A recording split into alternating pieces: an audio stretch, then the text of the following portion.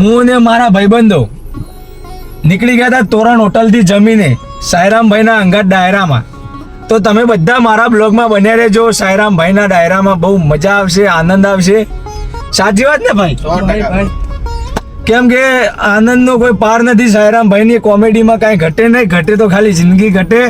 આનંદ મંગલ ને મોજે દરિયા હાટકેશ્વર મંદિરમાં પ્રોગ્રામ છે મારા ભાઈ. તો તમે બધા જ મારી હારે આવો, બ્લોગ જોઈએ આગળ. તોરણ હોટલને બાય બાય કહી દીધી છે મારા ભાઈ. ધ્રુમેલ મારો ભાઈ ગાડી ચલાવે છે હોન્ડા સિટી, અને પાછળ અમારા કલાકાર મિત્ર બેઠા છે. અને હવે બસ હાટકેશ્વર જવાની તૈયારી જ છે. ફાસ્ટ હાટકેશ્વર જતા રહીએ મારા ભાઈ. હાટકેશ્વર મંદિર આવવાની તૈયારી છે મારા ભાઈ. ऊंचे ऊंचे मंदिर तेरे हो, વાહ વાહ, चाहे तेरा धाम, ओ वडनगर वाले हाटकेश्वर महादेव. સાયરામભાઈ દવેની ગાડી ચાલે છે. અમે પણ હવે નીચે અંગાત જઈએ.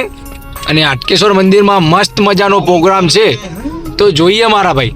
ને મારા ભાઈને મસ્ત મજાનું ગીત ગાયું, એના માટે થેન્ક યુ. સાયરામભાઈને હવે ઉતરી ગયા છે ગાડીમાંથી. એ ઉતરીને હાટકેશ્વર મંદિરમાં પ્રોગ્રામ છે ત્યાં જોવા જઈ રહ્યા છે. સ્ટેજ ઉપર ચડશે, પછી અમે પણ અંદર જઈએ, મોજ કરીએ. આયોજમેન્ટ એક મજાનું, સરસ મજાનું છે. અહીંયા બધા સ્ટેજ પ્રોગ્રામ ઉપર પહોંચી ગયા છે. અને અમારા સાયરામભાઈ ત્યાં બેઠા છે. કાંઈ ઘટે નહીં ભાઈ. બ્લોગ પણ બહુ સરસ મજાનું બનવાનું છે, કેમ કે અહીંયા આયોજમેન્ટ બહુ સરસ મજાનું બન્યું છે. અમારા સાયરામભાઈ પણ બેઠા છે ને બધા કલાકારો વાજિંત્રાવાળા પણ એમનું કામ કરી રહ્યા છે મારા ભાઈ. વરસાદ પણ એમની ધૂમ મચાવી રહ્યો છે. અને હાટકેશ્વરના સાનિધ્યમાં આ બ્લોગ ચાલુ છે, અને અહીંયા આ પ્રોગ્રામ પણ ચાલુ છે. જોઈ લો મારા ભાઈ.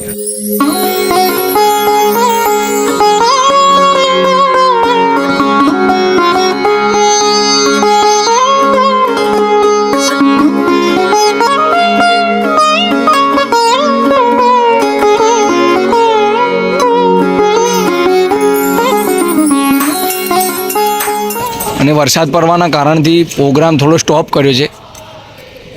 તો મારા સાયરામભાઈને બધા ઓફિસમાં જાય છે, અને અમે પણ હવે જઈએ.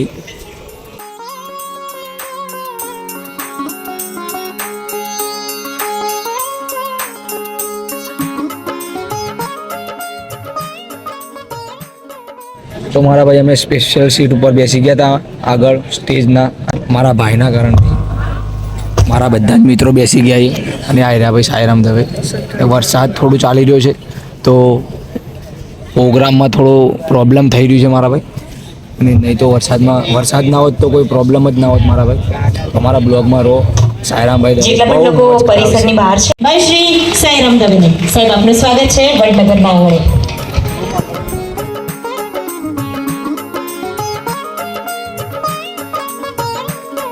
સારું છે. અમારે ઘરની બાજુમાંથી એક ભાઈ એના એક બેનને આમ બહાર કાઢે, વળી પાછા ઉપાડીને અંદર લઈ જાય. 3 જણા વળી પાછા બહાર કાઢે, વળી અંદર લઈ જાય. મેં કીધું શું કરો છો?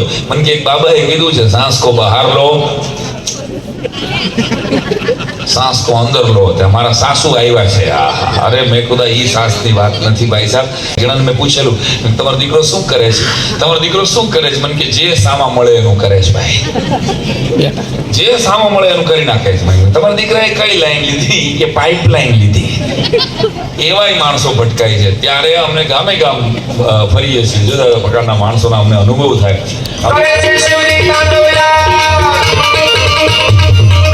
કેવો તાંડવ!